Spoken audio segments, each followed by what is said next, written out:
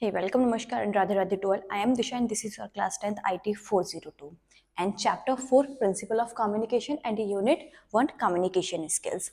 In this chapter, we are going to be learn about the principles of communication. What are the principle of communication? Means to be make your communication strong, you have to follow the 7 C's of communication.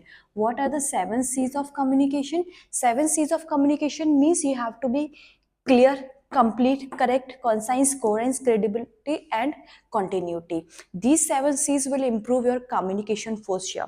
So let's learn these C's one by one. Okay. So what is clarity? Clarity means your communication should be clear, means your words should be clear when you are speaking them to someone in front of you. Means when you are using the vocabs, when you are using the punctuation, when you are using the grammar, it should be clear. Means no lengthy paragraphs, no lengthy vocabs must be needed in it. Just clear. Like, I want to be drink some water. I want to be drink some water. Then you don't need to be say, ma'am, I am thirsty. I want to be some water. I want to go outside. Just say I want to be drink some water. That's it. Finish. ये क्या हो गया? Clarity हो गई. यानी हमारे communication में जब हम कोई भी इधर या उधर या कोई भी हमारे सराउंडिंग की बातें ना करके हम डायरेक्ट किसी भी कम्युनिकेशन को क्या देते हैं, इंपॉर्टेंस देते हैं, तो वो हमारा क्या हो जाता है, क्लियरिटी हो जाता है. उसी तरीके से हम लोग कंप्लीटनेस की बात करते हैं. कंप्लीटनेस बेटा व्हाट मीन्स समटाइम हम अपना सेंटेंस क्या है वो मिडिल में छोड़ देते हैं. क्यों? क्योंकि हमारे पास कंप्लीट क्या होते हैं, वर्ड्स नहीं होते हैं, पैराग्राफ्स नहीं होते हैं, या वोकैब्स नहीं होते हैं, या इन द सेंस कभी कभी हमारा माइंड जो है वो जल्दी कैच नहीं करा पाता. इसके लिए हमें प्रायरली क्या होना चाहिए, रेडी होना चाहिए, प्रायर प्रिपरेशन होनी चाहिए हमारी. तभी हम क्या कर सकते हैं, अपने वोकैब्स को कंप्लीट करके अपने सेंटेंस को एज इट इज क्या कर सकते हैं, बोल सकते हैं. ये क्या हो जाएगा, कंप्लीटनेस हो जाएगा. यानी जब भी हम वर्ड्स का यूज करते हैं तो जब तक फुल स्टॉप नहीं आ जाता तब तक हम उसको यूज, जैसे हम लोग ऐसे राइट कर रहे हैं अपने क्वेश्चन पेपर जब सॉल्व करते हैं तो हम लोग तब तक लिखते हैं जब तक फुल स्टॉप नहीं आ जाता, तो वो कंप्लीट हो जाता है ना. अगर बिना फुल स्टॉप के हम उसको आधा छोड़ दे तो वो क्या हो जाएगा, इनकम्प्लीट हो जाएगा ना.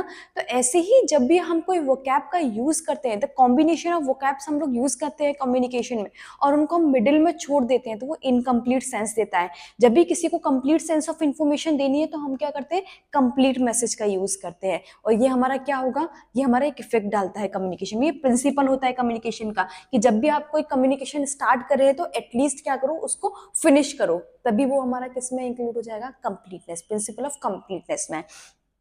आगे हम बात कर रहे हैं प्रिंसिपल ऑफ करेक्टनेस. जब कम्युनिकेशन की बात करते हैं बेटा तो कम्युनिकेशन में कोई भी सेंटेंस करेक्ट होना बहुत जरूरी होता है.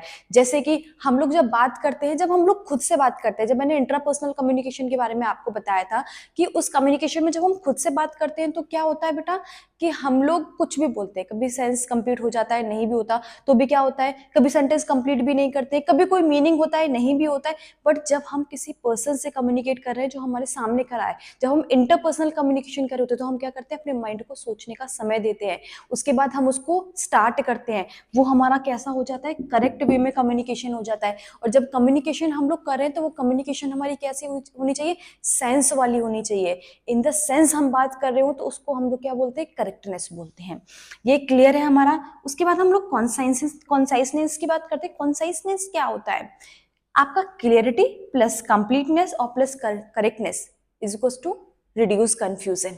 मीन्स अगर हमारे पास क्लियरिटी है, कंप्लीटनेस है और करेक्टनेस है तो ये हमारी जो कंफ्यूजन है उसको क्या करेगा, रिड्यूस करेगा. कंफ्यूजन रिड्यूस करना मीन्स हमारा मैसेज क्लियर भी है, कंप्लीट भी है और इन द सेंस सही भी है, तो किसी को कंफ्यूजन होगा, नहीं होगा. इसी कंफ्यूजन को किल करने वाला जो सेंटेंस होता है, कंप्लीट और मीनिंगफुल सेंटेंस होता है, उसको हम लोग कॉन्साइसनेस बोलते हैं.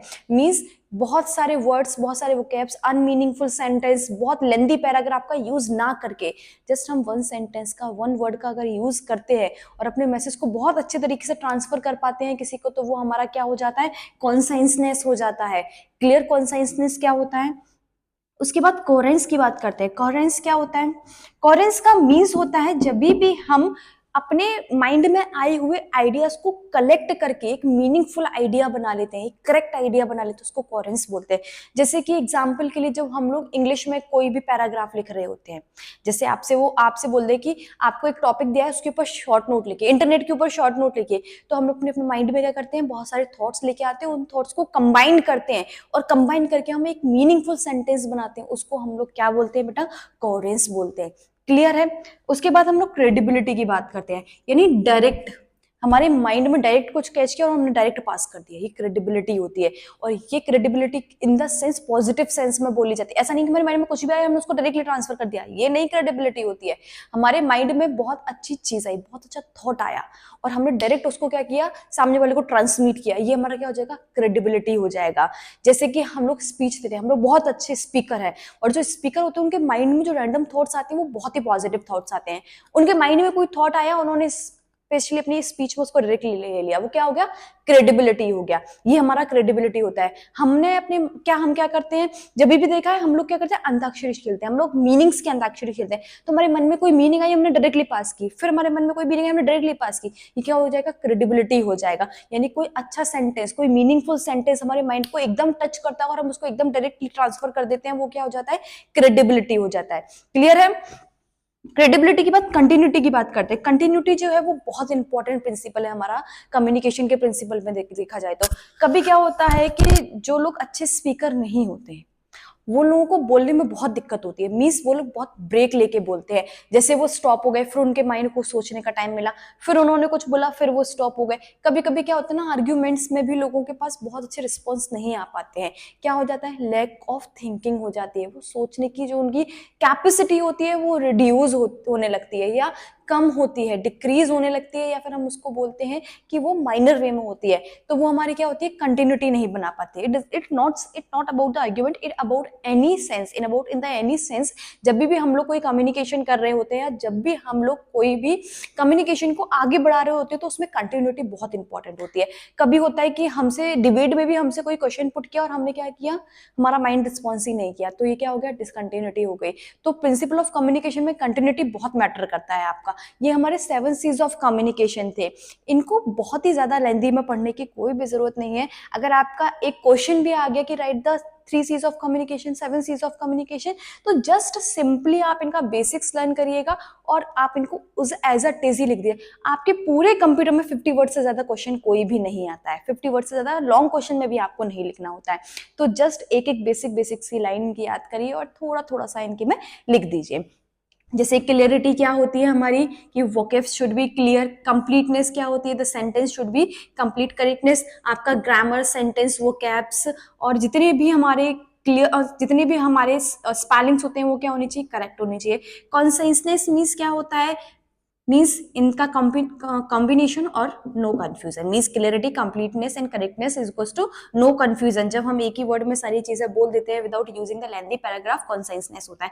कोहेरेंस क्या होता है, जब भी हमारे मन में कोई बात आई और हमने उसको अपने वर्ड में कन्वर्ट करके उसको एज अ टेज या किसी भी अच्छे इफेक्टिव मैनर में उसको लिखा, तो वो कंसाइसनेस, सॉरी, कोहेरेंस होता है। क्रेडिबिलिटी क्या होती है, डायरेक्ट ही कोई बात माइंड में आती है उसको डायरेक्टली रिप्रेजेंट कर देना, क्रेडिबिलिटी कहलाता है। और कंटिन्यूटी क्या होती है, जब कम्युनिकेशन में हम लोग बिना ब्रेक लिए, बिना डिसकंटिन्यूटी मैनेज किए कोई बात को आपस में एक ही साथ में एक ही टाइम पे क्या करते हैं, आगे बढ़ाते हैं, तो वो कंटिन्यूटी होती है। ये मेन प्रिंसिपल होता है कम्युनिकेशन का। ये छोटा सा चैप्टर था आपका चैप्टर 4 और ये खत्म हो गया है। इसके बाद हम स्टार्ट करेंगे बेसिक राइटिंग स्किल, और वो थोड़ा सा लेंथी चैप्टर और बहुत इंटरेस्टिंग चैप्टर भी है। सो तब तक के लिए take care, bye bye, and please like, subscribe, comment and as much as possible share it.